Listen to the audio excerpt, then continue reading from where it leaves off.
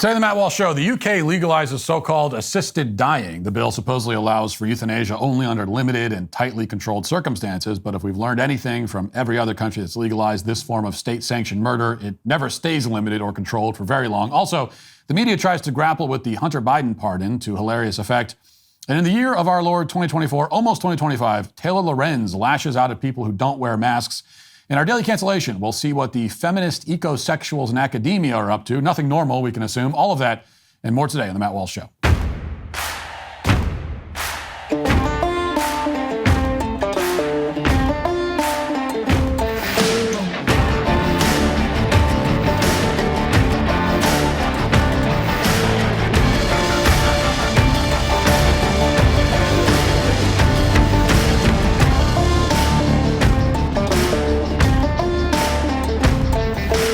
If you haven't heard, DailyWire Plus is 50% off right now. It's our best deal of the year. That's one full year of uncensored shows, exclusive series, documentaries, and more.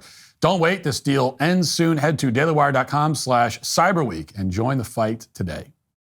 Let's talk about your metabolism. You know, that thing that determines whether you're burning fat or just storing it. Now, I'm not one for fad diets or miracle cures, but I'm interested in real solutions that actually work, and that's why I want to tell you about Lumen.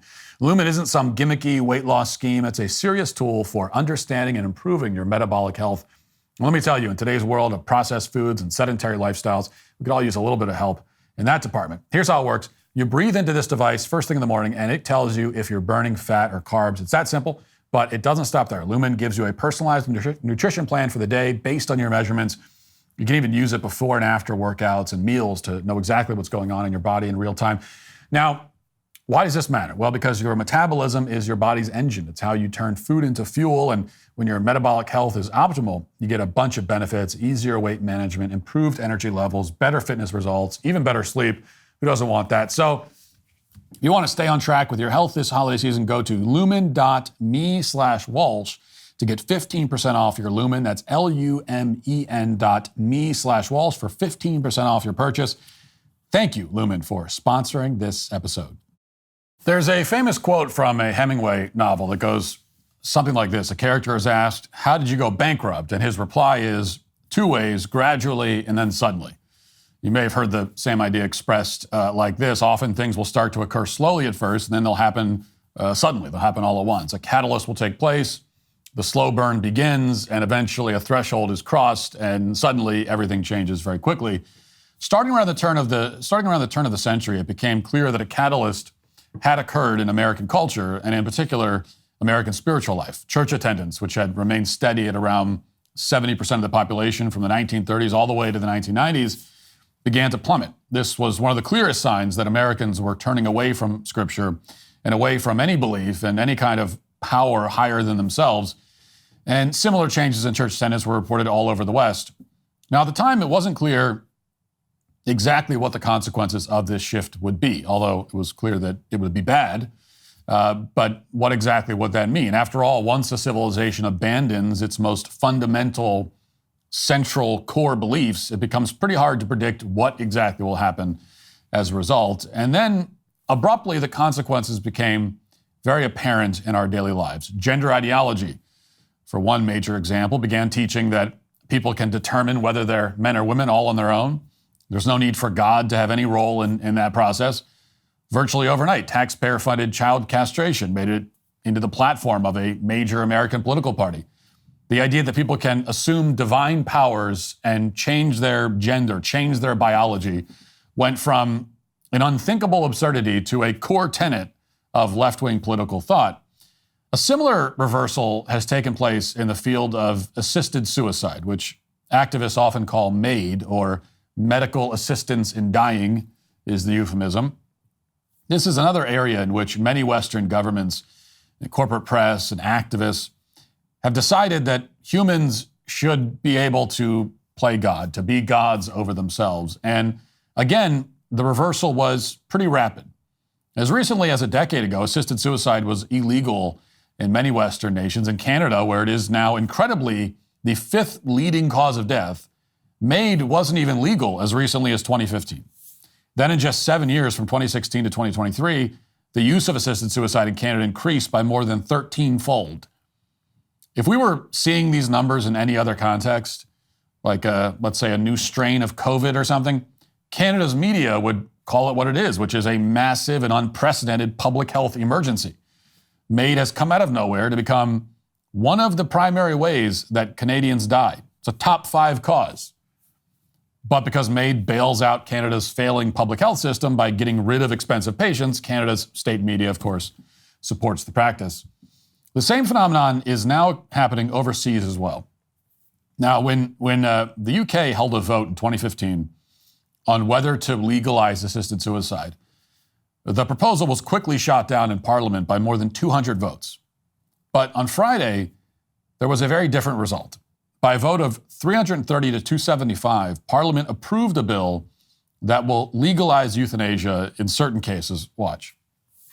Right, British lawmakers have just approved a bill to legalise assisted dying. After hours of debate today, the House of Commons voted 330 for and 275 against supporting the bill.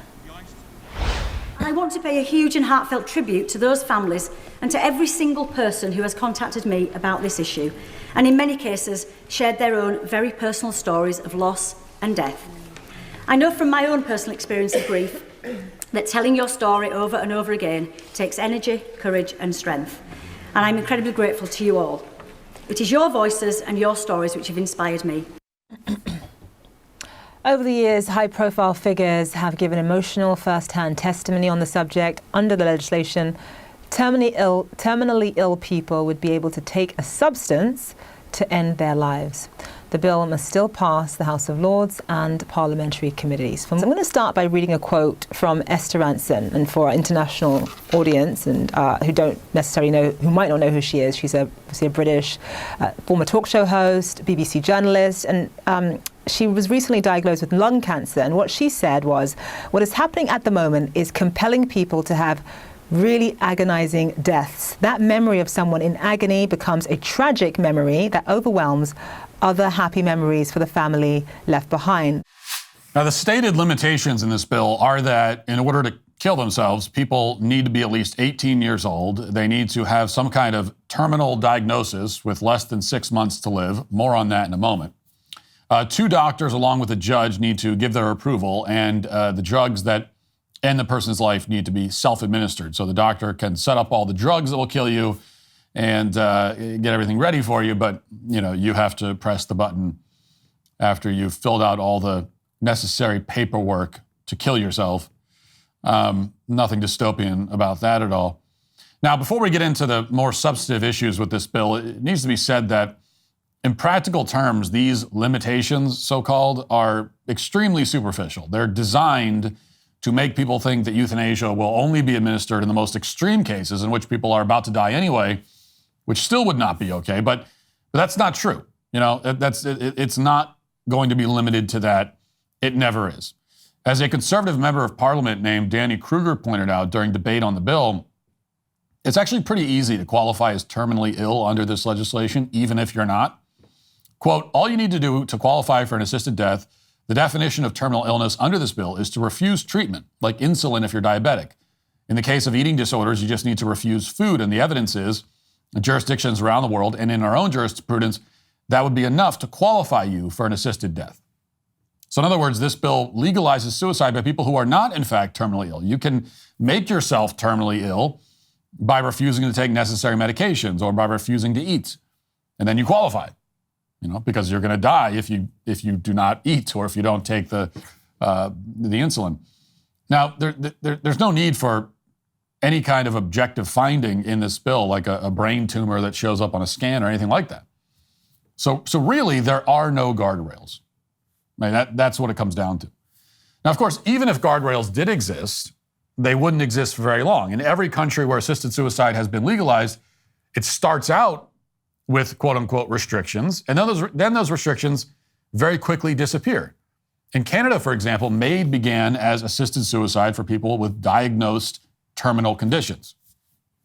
Within 5 years, it was expanded to include anybody with incurable conditions, even if they're not terminal. That includes any chronic condition that, for example, requires somebody to use a wheelchair. It also includes cancer patients. If you have arthritis, That's a chronic condition, although not terminal, but you can get made for that. As the Telegraph reports, quote, a woman undergoing life-saving cancer surgery in Canada was offered assisted suicide by doctors as she was about to enter the operating room. The patient, a married 51-year-old grandmother from Nova Scotia, explained that she was set to undergo a mastectomy operation for breast cancer when a physician asked her if she knew about medical assistance in dying. Despite declining the offer of the MAID program, the woman was asked about assisted dying again before undergoing her second mastectomy 9 months later, and she was spoken to a third time while recuperating in the recovery room after the procedure. She said that repeat offers made her feel like a burden to doctors and that the people in her position were better off dead. I mean, it's so dark and absurd that if it wasn't real, you'd almost have to laugh about it. It's like it comes off like the darkest comedy imaginable. Just the idea, even the way it's phrased, of a doctor offering you suicide, even after you're in recovery, you're in the recovery room, and the doctor comes in and says, "Hey, we could kill you if you want, but here's some treatment, some pills you could take. This will help with the pain, or if you want, we could just kill you. What do you think about that? You want us to just kill you? Yeah, give it some thought. Give it some thought. Think it over, talk it over, and hey, if you want us to kill you, we will." This is how MAID has expanded already in Canada, and of course the expansion is continuing. There's now a push underway to allow the mentally ill to seek MAID, even if they have no other medical conditions. And this year, a committee in Canada's Parliament has determined that so-called quote-unquote mature minors should also be able to kill themselves. Now, of course, mature minor is a contradiction in terms, and even Canadians seem to recognize that in many different contexts. They don't let children buy tobacco or alcohol, for example. There's no such thing as a mature minor who's so mature they're allowed to buy booze. But apparently suicide is completely fine. Canadians went from banning assisted suicide entirely to voting to allow children to partake in less than a decade. If you're a supporter of the assisted suicide bill that just passed in the UK, you might view all of these objections as what ifs. You might say that the UK will defy the odds and it won't end up like Canada, where they're now killing as many people as they possibly can. You might think the UK will only euthanize a very small number of people in keeping with their restrictions. But there are several different reasons, there's several different problems with that reasoning, even if we assume that the premise is true. First of all, and this is the most important thing, as a matter of principle, and I know this sounds provocative these days, but doctors should simply never kill their patients intentionally, okay? It should just simply never happen. This should be just about the least controversial statement that a person can possibly utter. There's a reason that we have the principle, do no harm, from the Hippocratic Oath. Once doctors transition from a life-saving role to a life-ending role, then patients can no longer trust doctors to have their best interests in mind. It's especially true when, as in Canada and the UK, the doctors are essentially employed by the government, which is going broke because of rising healthcare costs. And on top of that, a lot of these doctors are working closely with funeral homes now too. So there are conflicts of interest all over the place. Which is why, again, doctors should just simply never kill their patients intentionally. We should never allow any form of that ever. Secondly, it's not hard to see that assisted suicide, even if it's not an explicit goal of the policy, is part of a broader effort to devalue life in the West. And in particular, it's part of a broader effort to devalue certain demographic groups that may have been devalued in many, many other ways already. You could see the signs everywhere, as in literally you could see the signs. For example, if you look at how the government in the UK is promoting assisted suicide, you'll notice, interestingly enough, a striking lack of diversity in their posted advertising. Other than ads for divorce attorneys, this is one of the few areas where you'll see mostly white people in the commercials in the UK. Or if it's a home alarm system and they need someone to play a burglar, then you'll certainly see a white person. But here's a video from Westminster Station. Look at this. So you see the advertisements there. Now, you could look at that and say, well, we can't read too much into it. It's just a couple of advertisements with an unusual number of white people in them. Just one data point. It's hardly conclusive. But if you take a look at the statistics on who's actually pursuing assisted suicide, you'll notice another pretty striking data point.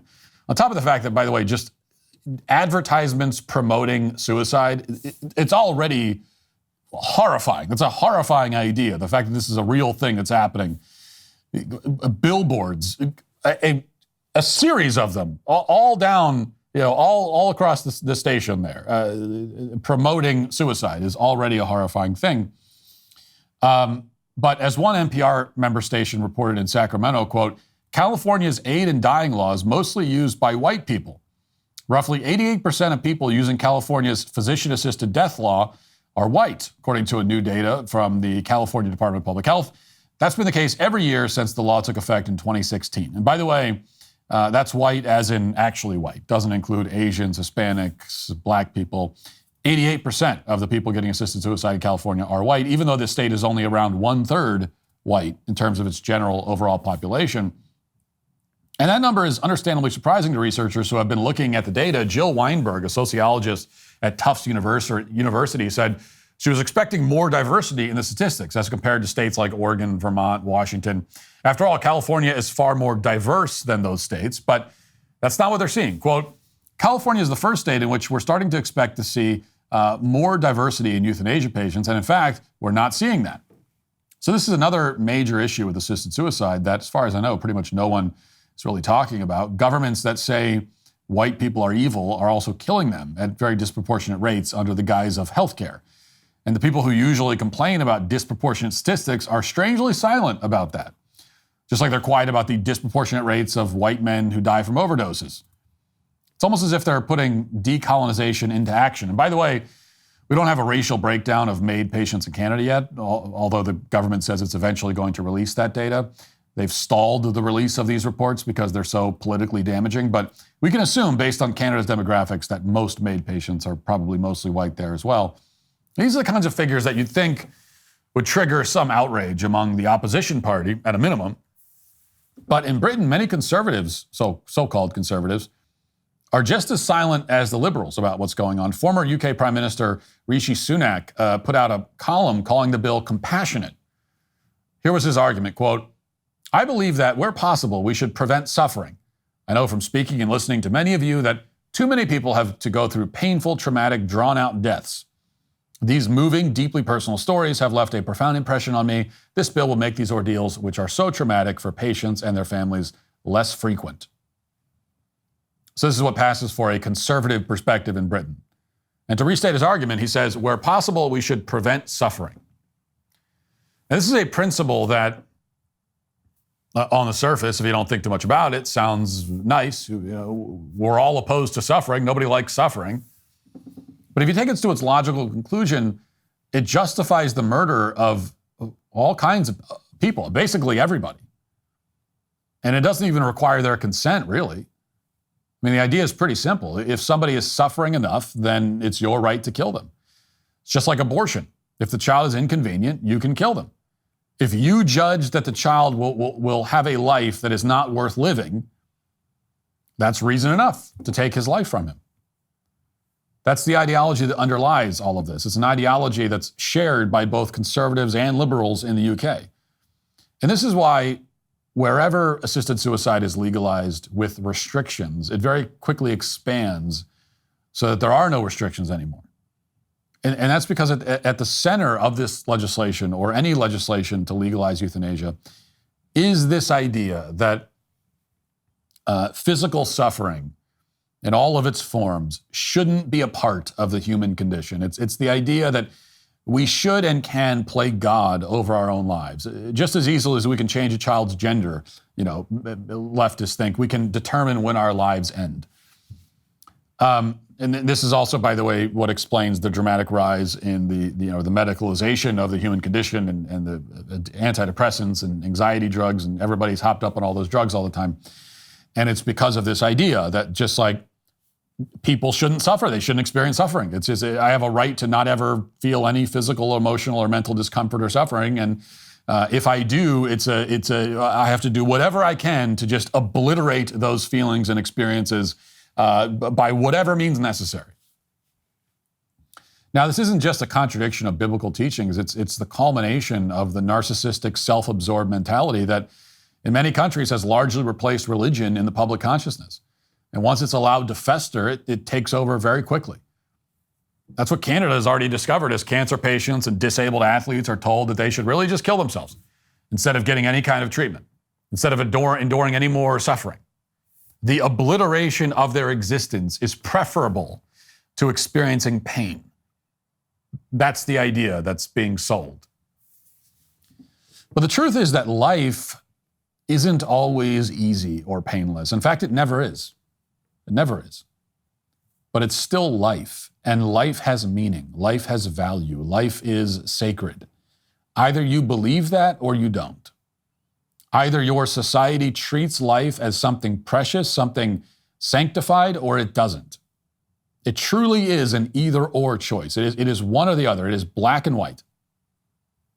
And what we know from experience, recent experience, and the entire history of human civilization is that when a society chooses the latter, when it decides that life is inherently expendable or even undesirable, terrible things follow. Dystopian horrors beyond comprehension are what await you every time, without exception, guaranteed. This is what you choose when you embrace something like euthanasia. It's a choice that you always regret in the end. And the UK is about to learn that the hard way. Now let's get to our 5 headlines.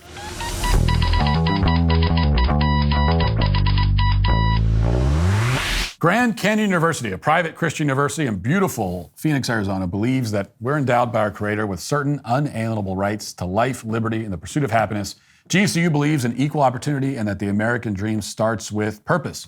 GCU equips you to serve others in ways that promotes human flourishing and creates a ripple effect of transformation for generations to come. By honoring your career calling, you impact your family, your friends, and your community. Change the world for good by putting others before yourself to glorify God. Whether your pursuit involves a bachelor's, master's, or doctoral degree, GCU's online, on-campus, and hybrid learning environments are designed to help you achieve your unique academic, personal, and professional goals. With 350 academic programs as of June 2024, GCU meets you where you are and provides a path to help you fulfill your dreams. The pursuit to serve others is yours. Let it flourish. Find your purpose at Grand Canyon University, private, Christian, affordable. Visit gcu.edu. All right, let's talk about something that affects us all, taxes. The October 15th deadline has long since passed at this point, but if you're not prepared, you could be in for a world of hurt. Do you owe back taxes? Are your returns still unfiled? Did you miss the deadline to file for an extension?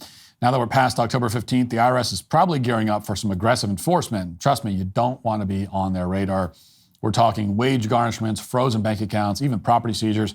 It's not pretty, folks. But before you start panicking, there's still hope. Tax Network USA has helped taxpayers save over $1 billion in tax debt and filed over 10,000 tax returns. These guys specialize in reducing tax burdens for hardworking Americans just like you.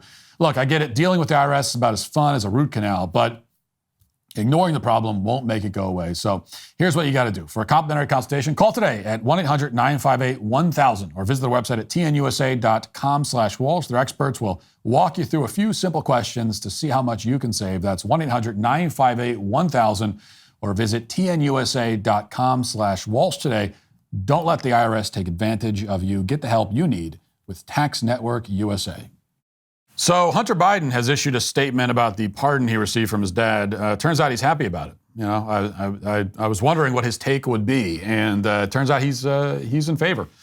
He's in the pardoning Hunter Biden camp. Hunter Biden is, and the Post-Millennial reports President Joe Biden's son Hunter has promised he's going to make amends after his father issued him a widespread pardon of all his crimes as well as offenses he may have committed or taken part in since January 2014.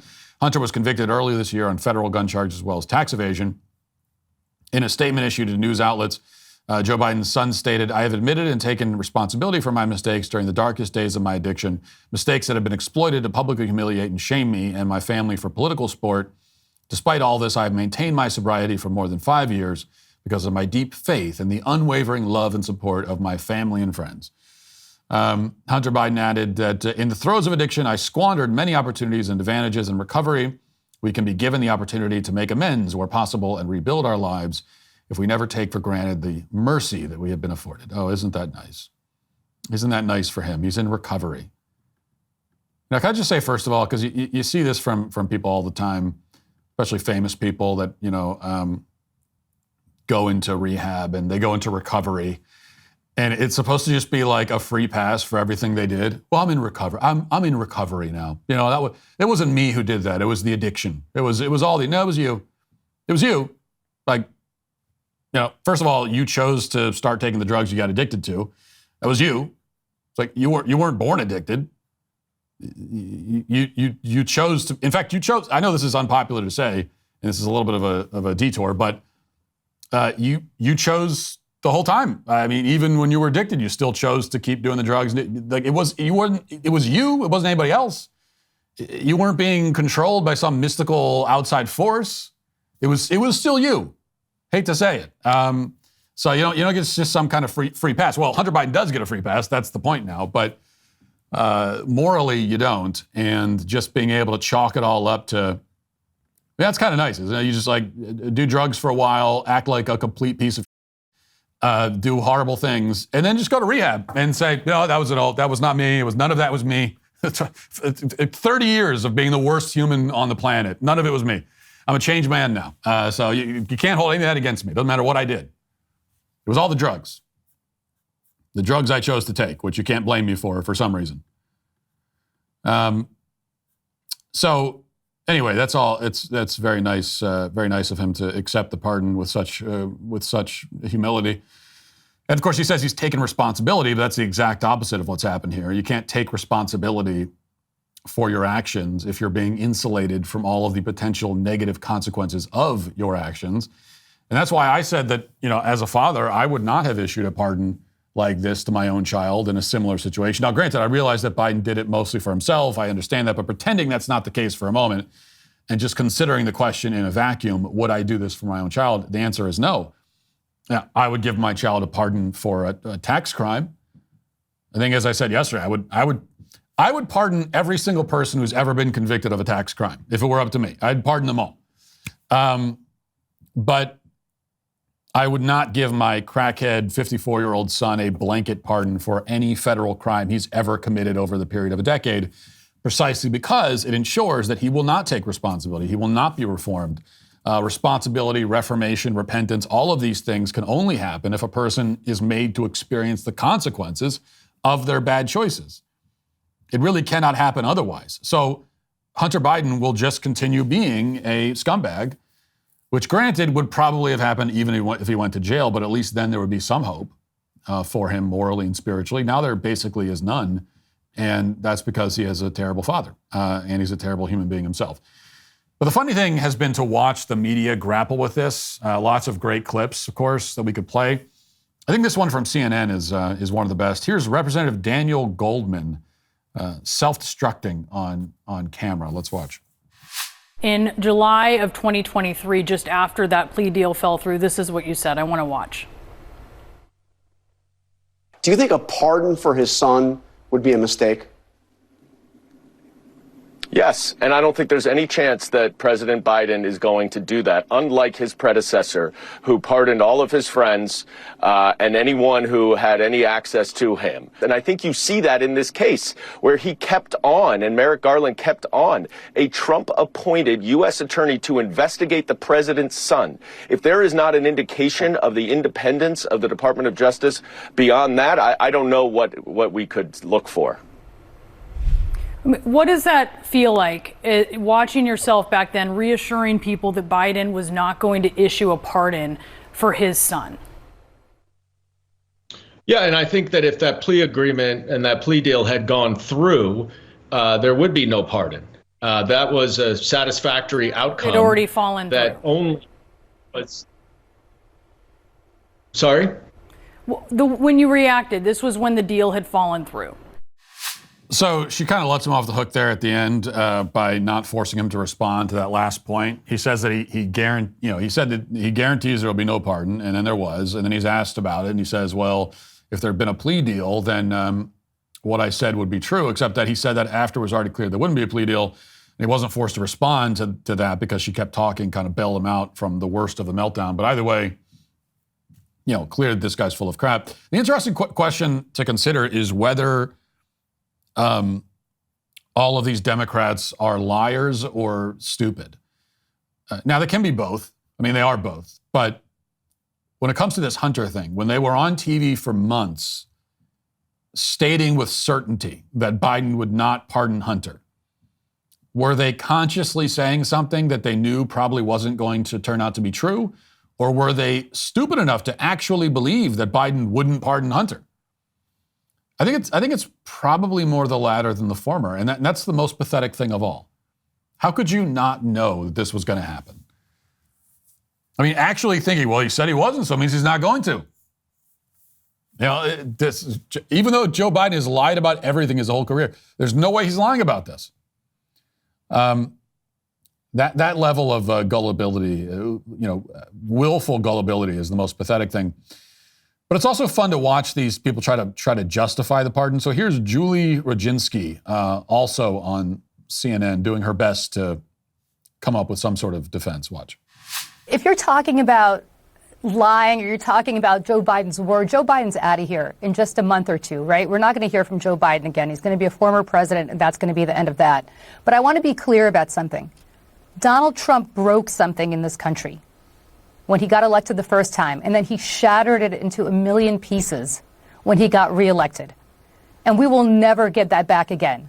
When you have a president of the United States, an incoming president, effectively saying that he's going to weaponize the Justice Department to go after his enemies, when he called the Biden family the Biden quote-unquote crime family, and made it very clear that he was going to do everything in his power to appoint people who were going to go after them, regardless of whether they committed crimes or not. You don't need to be a rocket scientist to understand which way the wind was going to blow. And as I said again, presidents should not have the ability to pardon, but it's very understandable when you have somebody like Donald Trump come in, why somebody might say, you know what, I don't want my son prosecuted for crimes that I haven't even considered that he may have done. And that, by the way, doesn't just apply to Hunter Biden. He's lucky his dad's the president. It applies to all of us who criticize Donald Trump. He is abnormal. He has broken every norm, and he has broken every precedent that we've had in almost 250 years of this country. So these people, totally shameless. Again, we hear about the theoretical horrors of Trump weaponizing the Justice Department to go after his political enemies, even though Biden did exactly that. The Democrats actually did it. They didn't just say they would. They actually went and did it in real life, but that doesn't count somehow. But notice something else. Notice how she says that Donald Trump broke something when he got elected the first time and then broke it again, I guess, when he got elected the second time. She didn't say that he broke something when he was actually governing. She didn't cite any kind of official act as president, any policy that he enacted that broke the country. That's because, he governed well and he governed with restraint. He governed fully within the bounds of the law and the Constitution. So instead, it's just the fact of winning. That's the crime he committed in Julie's mind. Winning, he won legally, he won fair and square, but he won because people voted for him. But that broke the country, which is really to say that the voters broke the country. That's what she really means. To vote against her wishes is to break the country. The country is broken if it doesn't do exactly what she wants. And of course, we know that that's their mentality. Okay, we haven't checked in on Taylor Lorenz in a while. It's probably because there's no good reason to ever check in on her, but we'll do it anyway right now. Here's the New York Post. Quote, former Washington Post journalist Taylor Lorenz has claimed that people who don't wear masks in public are raw dogging the air in an expletive-laden social media rant. Lorenz, the controversial columnist who grabbed headlines for branding President Biden a war criminal, unleashed the foul-mouthed tirade Monday as she ripped criticism of her continued mask wearing during the ongoing, quote-unquote, COVID pandemic. She raged on ex-rival Blue Sky, quote, I love when people find photos where my mask is off for 5 seconds outside for a photo at my book party, where every single attendee had to PCR test as some kind of gotcha. She continued, planning a COVID-safe book launch took months and thousands of my own dollars, ensuring testing, outdoor space, far UV lights, and a litany of other precautions. Meanwhile, you dumb Fs are out raw dogging the air and spewing your disease-laden breath all over your elderly neighbors. We are not the same. We certainly are not, Taylor. We certainly are not. So breathing without a mask is raw dogging the air, is what she's saying. And that, not a joke. She said that, not to be funny. And there are people like this in the country. Not just one person either. I mean, there are people whose lives still revolve around COVID and always will, it seems. And when you get these little snapshots, these little glances, brief, highly disturbing glances into the lives of these kinds of people, if you're like me, it's always shocking to remember that these people exist. And also, you can see why you so easily forget that they exist. For one, you want to forget, so you're happy to forget that they exist, but also you don't see them. They basically dropped out of society. And I was thinking about this recently because, if you go back 3 years or so, I thought at the time that at this point in 2024, almost 2025, and for years after this point, I thought there would still be a noticeable number of people wearing masks. And I thought that because I thought that the COVID panic and the lockdowns had broken the brains of a large number of people and that they would just never recover. Well, it turns out that fortunately some people did recover, or maybe the more optimistic view, or maybe this is the more pessimistic view actually, I don't know, is that their brains were actually never broken. They were never paranoid or panicked about COVID. Some of these people that were wearing masks all the time. They were just going along with it because they were told to. They actually weren't scared. They were more obedient than scared, which is probably worse on second thought. That's probably the worst way of looking at it. But, that explains partially why we don't see very many people walking around in masks. But the other part of the reason, though, is that the rest of the maskers have, as I said, dropped out of society. They don't go out. That's why you don't see them. They're I mean, how many of them are there? How many Taylor Lorenzes are there in the country? I'd be interested to know. I'm not sure if anyone's looked into it, so I have no idea how many. I'm guessing it's a small crowd, but it could be larger than we think. These are people who, their brains really were broken, just completely shattered. Now, Taylor Lorenz already had a brain that wasn't exactly high functioning before COVID, but COVID panic just destroyed what was left of it, destroyed it. And why did that happen?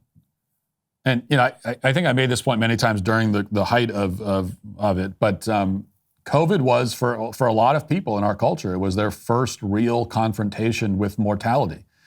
And I think that's the reason why it broke the brains of people like Taylor. They found themselves for the first time really staring, into the eyes of death, and they never recovered. They just didn't recover. And when I say eyes of death, that's not to say that they were actually, it's in spite of the fact that, of course, most of them were never seriously threatened by COVID. Like they weren't actually, it was no serious threat to them, but they thought that it was. And they still do. So in their minds, it was a confrontation with mortality. In their minds, it was staring at death, in the face. And it's the kind of confrontation they had just avoided up till that moment. And they didn't know what to do with it. They couldn't handle it. They psychologically could not handle it.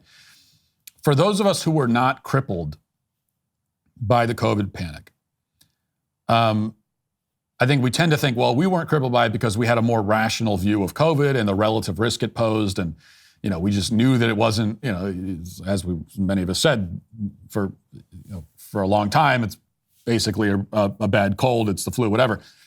And that's part of it. So if you weren't crippled by it, it's probably part of the reason is that you had a rational view of it, whereas someone like Taylor Lorenz didn't. But the other part was that no matter what kind of risk COVID did or didn't pose, those of us in this camp, we already knew that the world's a dangerous place and that a million things want to kill us and eventually something will. And so even before you get into like figuring out, well, exactly how much of a threat is this thing, COVID's just part of that symphony. It's part of that symphony of awful things that might kill you, and but these things are not all the same, and they're on a spectrum, and some of them are more dangerous than others. But So it's not anywhere close to the most prominent part of that symphony, but it's in it. It's just part of that. It's just part of the. It's like, we live a life, we're frail creatures, and we're all going to die. And people who know that tend to respond better in these situations. So when we were told that we had to do all this crazy stuff to avoid this one particular sickness, we were all like, well, why? I mean, there are a million things that can kill me. Why? What am I supposed to do? I'm just going to live my life in the meantime. What else can I do?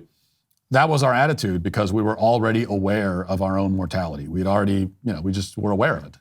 And COVID wasn't any kind of shocking revelation for us. But for some people, especially secular, liberal people in modern culture, mortality was a revelation for them. It was just a revelation. They'd never confronted it. They'd never thought about it, really. They'd never meditated on it. Part of that is not being religious. Part of when you are religious, the reality of death it's really part of the religious experience. You're aware of it. Like the fact that you're a mortal being is very much at the forefront of your religious life and your religious activities. But if you're kind of secular, liberal, superficial person, you don't ever think about those things, I guess. And for some of them, they were forced to think about it for the first time, and it just shattered them. It just shattered them, and they've never gotten over it. And they never will. They probably never will. All right. Finally, here's something important. Video went viral this weekend of a rapper named David Blunts. I don't know if Blunts is his Christian name or not. I don't know. I'm not sure. I don't know. But his name is not the most notable thing about him. The most notable thing becomes obvious when you see the video. So I'm going to show you the video. This is David Blunts on stage performing at some kind of concert. And first he is addressing Snoop Dogg, who apparently said something mean about him. And so he does that, and then he performs a bit. And so let's watch and enjoy this together. Hey, Chicago, do y'all have a problem with me sitting down on this stage? Yeah. Exactly. Get the off my Snoop Dogg.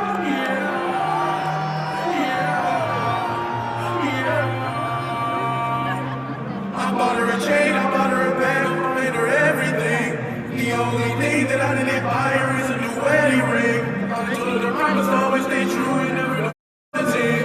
I know she probably think I'm crazy cause I'm always saying that. But my ex, she did me dirty once I got my heart attached. And I'm steady bumping Zans cause they help me to relax.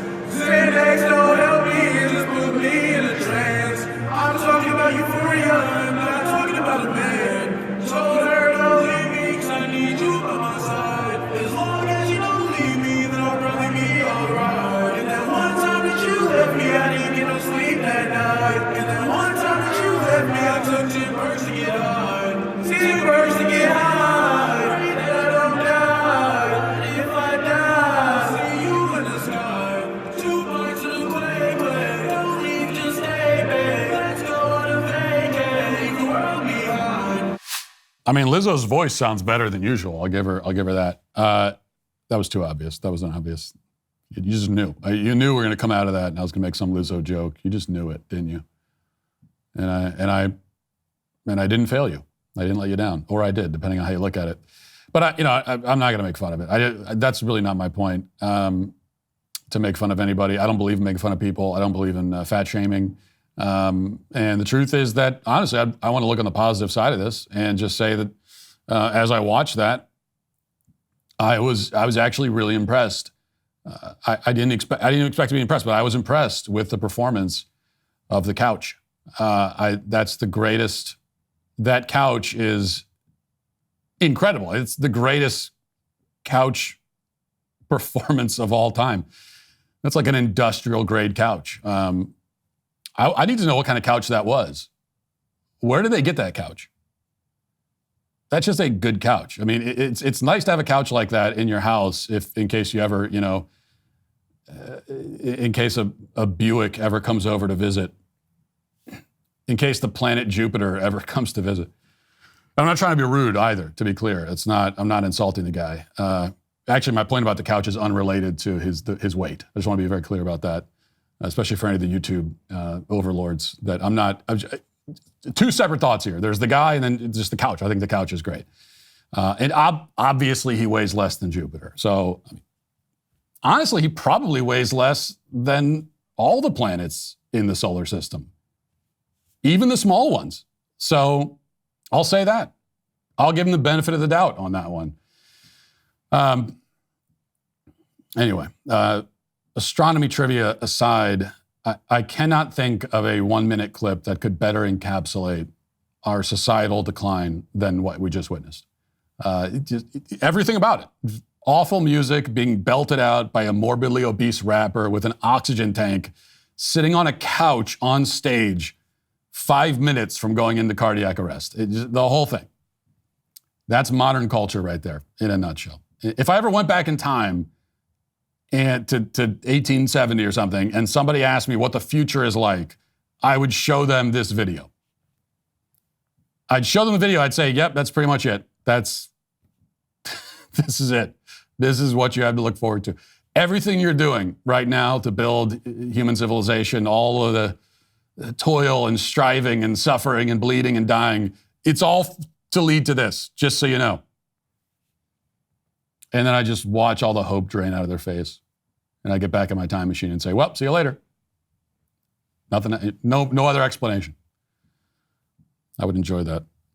You've seen those big wireless carrier commercials everywhere, right? The ones promising a free iPhone, but let's take a closer look at what free really means in the fine print. To qualify for that free phone, you'll need to trade in your current device, not just any device, but one worth about $1,000. And then you've got to sign up for their premium unlimited plan at $100 monthly. And don't forget that sneaky $35 activation fee they tack on. So not much of a free deal, I guess we could say. Starting to look pretty expensive for something that's supposed to cost nothing. That's where Pure Talk, my cell phone company, comes in with a genuinely better option. Here's the deal. You can get a brand new iPhone 14, and yes, it has all the bells and whistles you actually need, plus unlimited talk, unlimited text, a generous 15 gigs of data, and mobile hotspot capability. The total cost, just $50 a month. Think about that for a second. You're getting everything you need for half the price of what the big carriers charge. Here's the best part. You'll be running on America's most dependable 5G network, so you're not sacrificing quality for savings. Here's what you got to do. Head to puretalk.com/Walsh today. Making the switch is surprisingly easy, and when you use that specific web address, you'll get an additional 50% off your first month. That's puretalk.com/Walsh. Pure Talk, America's wireless company. If you've ever thought about joining DailyWire Plus, now's the time. Our best deal of the year is here, but it ends this week. 50% off new annual memberships of DailyWire Plus. Let me say that again, 50% off for an entire year of Daily Wire Plus. That means 1 year of uncensored daily shows with limited ads, access to our entire entertainment catalog, including Am I Racist? And Jordan B. Peterson's new series, The Gospels. And for families, unlimited access to our kids app, Bent Key. If you're already a member, well, it's the holiday season. Give the gift of Daily Wire Plus and save 50% on a gift membership. There's never been a better time to join. Head to dailywire.com/cyberweek. right now. No code needed, just 50% off. But hurry, deal ends soon. Don't wait. Join the fight today. Now let's get to our daily cancellation.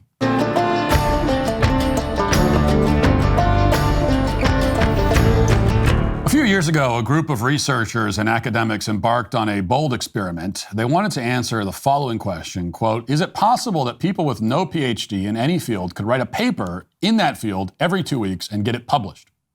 In other words, they wanted to know whether they could write complete gibberish and still have it published in a prestigious, peer-reviewed academic publication. And what they found was that, indeed, it is quite possible. In fact, it's very easy.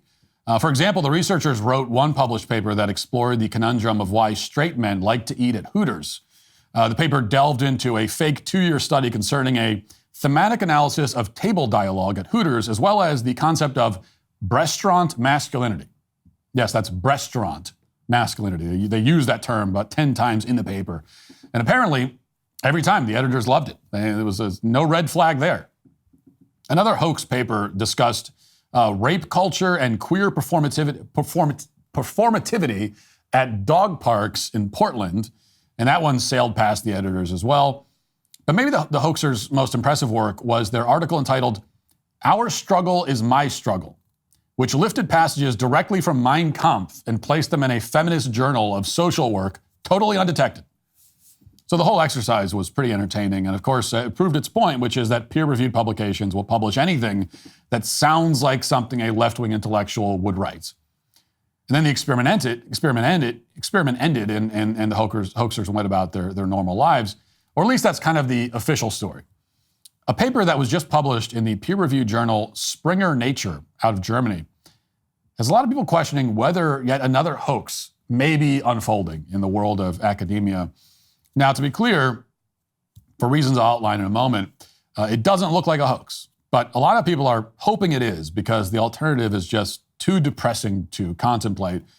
A PhD named Colin Wright first drew attention to the paper the other day on social media. The paper is entitled "Loving the Brine Shrimp, Exploring Queer Feminist Blue Post-Humanities to Reimagine the America's Dead Sea." Now, the paper is written by somebody named Eulina Jarosz, who uses she, they pronouns, of course, and holds the position of assistant professor in the Department of Media and Cultural Research at UCAN in Poland. And here's what she, they came up with. The paper's abstract states, quote, "The article aims to transform narratives surrounding Utah's Great Salt Lake, often referred to as America's Dead Sea, by reimagining how brine shrimp are perceived in science, culture, and art. It introduces the concept of hydrosexuality to bridge these realms, thereby enriching feminist blue post-humanities and feminist biology through art-based practices and queer advocacy.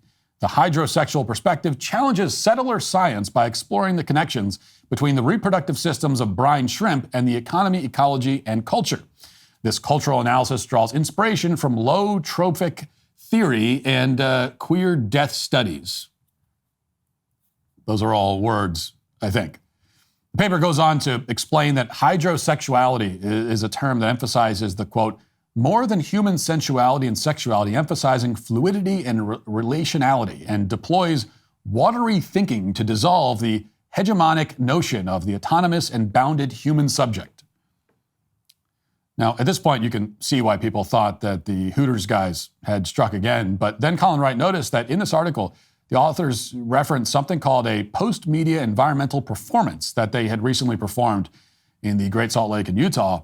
The performance was called "Cyber Wedding to the Brine Shrimp." And the performance, according to the authors, was intended to express their human love towards the vulnerable yet tough brine shrimp by means of, quote, "a communal bath in the GSL, which some of us, including myself, perceived as making love to the lake."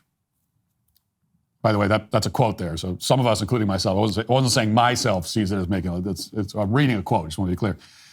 So naturally, Colin Wright and his followers went looking for the footage, and if they could find it, it might demonstrate that these authors weren't playing a prank, or if they were really, really committed to the bit.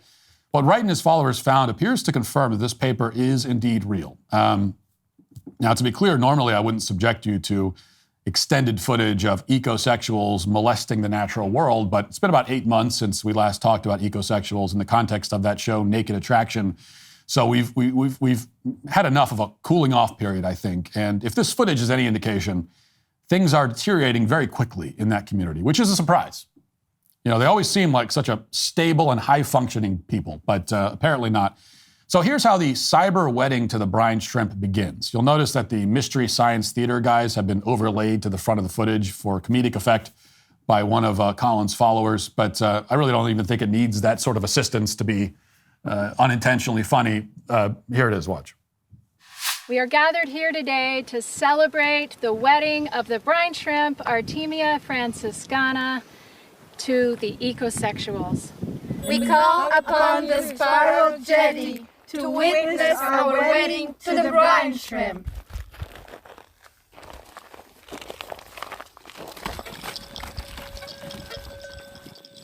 I am the spiral jetty. I've lived in this place since 1970, witnessing the ongoing environmental change in the Great Salt Lake. Over the past 50 years, my shape and status has been constantly transforming. Some decades under the water, some above the water. Now you can see my naked basalt rocks, vulnerable to the ongoing droughts and shrinking shoreline. I'm dry, thirsty, and concerned about this unique ecosystem I'm a part of. So it begins normally enough. The ecosexuals announced their intent to marry the brine shrimp. Nothing strange about that. We've all been there. Who hasn't had a romantic dalliance with a crustacean? Totally normal stuff. But then out of nowhere, we hear the voice of the spiral jetty. And that's apparently a piece of land art that was constructed in 1970 by Robert Smithson in the Great Salt Lake. And as you heard, the spiral jetty apparently felt the need to insert himself and his personal problems into this wedding. He's apparently dry and exposed and thinks that's relevant to the wedding between these people and these brine shrimp. It seems kind of rude, really, to be injecting yourself in this solemn ceremony. So he doesn't shut up. He keeps going and going, and eventually he devolves into reciting land acknowledgments, of course. Watch. I am wishing you all the best on this ecosexual cyber wedding to the brine shrimp. I am happy to be a part of this next chapter, because in the 70s, when Robert Smithson put me here, the only things that mattered were my size, aesthetic shape, and his ambition to expand sculpture into this public land. But this land... All right, thanks, Spiral. Now, nobody thinks about getting rid of this guy at any point. That's what's really incredible about it. Imagine you're getting married and out of nowhere, some effeminate voice pipes up and starts reciting a land acknowledgement, then tells you about how your wedding will benefit him, even if you're an intersectional feminist. It's enough to make you root for global warming to accelerate a little bit and ruin the whole beach. But eventually the land art quiets down and they're allowed to recite the vows. And then there's even more drama because somebody interrupts once again. This is a theme of these ecosexual weddings, apparently. None of these people can shut up. There's a lot of talking that goes on. Watch. Annie and Beth, are you ready to make a vow to the brine shrimp? Oh, yes, we are.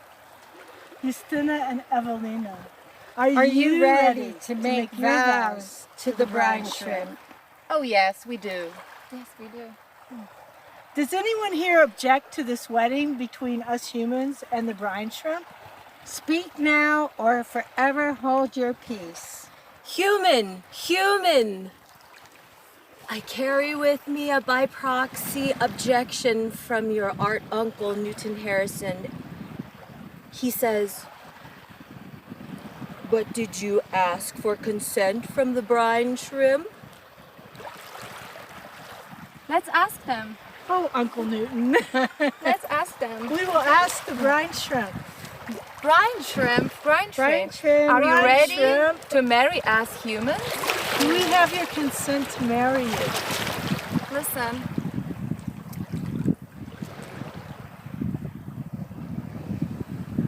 I hear yes. I hear yes. I don't hear no. I hear that they want our love and they consent. My sense is not all of them, but most Probably of them. enough. Probably good enough. Imagine you go down to the beach with your family, a nice beach day down at the ocean, and this is what you witness. Overweight feminists doing unspeakable things with the ocean life. So they asked the shrimp for psychic consent, and one of them says, I don't hear no. My sense is not all of them, but most of them. And apparently that's good enough for these people. They subscribe to the Harvey Weinstein School of Ethics over there in Poland's ecosexual community, I suppose. So the marriage takes place, although there's a caveat. As the paper puts it, quote, to avoid potential harm to living critters, vows were made to the brine shrimp's exponentially enlarged augmented reality image, which popped up at the lake's shore above the humans' heads. And they consummated the marriage by walking into the water with their hands in the air. I'll spare you having to witness the consummation of the marriage, but that did happen. We're not going to play that. Now, at this point, I have to come clean. I have to admit that I don't have much of a grand overarching point to make about the wonders of feminist, blue, post-humanities, and hydrosexuality. These people are so far gone that you legitimately can't tell if they're mocking the very concept of humanities, if this is all one great satire. But I will say this, that we have clearly reached the logical end point of wokeness, not in this particular moment, but we have reached it in general in Western society. every slippery slope argument conservatives made for the past 50 years has been vindicated, every single one. And as we've seen time and time again, the only mistake that conservatives made with the slippery slope was they were not, if they missed anything, it was just a lack of imagination. It was just not being able to conceive of just how demented things would actually get. But the general gist has been vindicated over and over again. When you have feminists marrying the brine shrimp while a talking sculpture recites land acknowledgments in the background, it's abundantly clear that wokeness has jumped the shark or married the shrimp, as the case may be. This is the end point, but I would not say it's the bottom. There's no bottom. The slippery slope slides down to what would be the bottom, but then the bottom gives way to a vacuous, eternal abyss.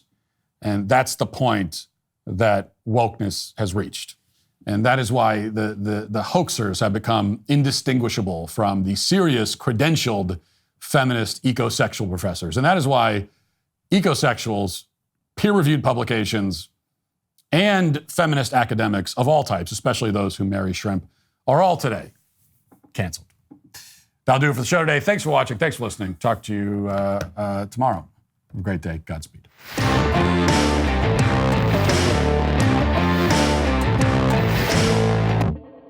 John Bickley here, Daily Wire editor-in-chief.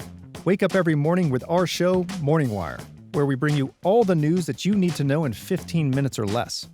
Join me and my co-host Georgia Howe for daily coverage of all the biggest stories on Morning Wire.